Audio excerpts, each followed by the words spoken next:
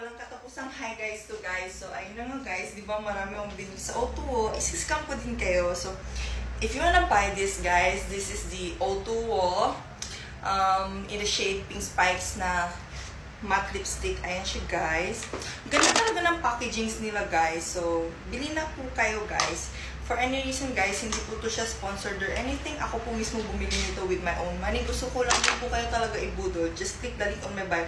Ito yung mga lalagyan na compact lang ba na pwede mong madala kahit saan-saan. Pwede mong malagay kahit saan-saan. Pwede mong hawakan. O, diba? So, ayan siya guys. Ito siya ay velvety naman. Ayan. Ayan. For any reason, maganda po siya and masarap siya. Uy! May lasa siya. So, buy na po kayo guys. Here's the yellow basket link below. Hindi ko talaga alam. Hindi ako marunong mag-sales to. Kaya never ako nabibenta. Alam niyo yung feeling na hindi talaga ako nakakabenta. Kasi hindi ako marunong mag-sales to. Bili na kayo guys, please.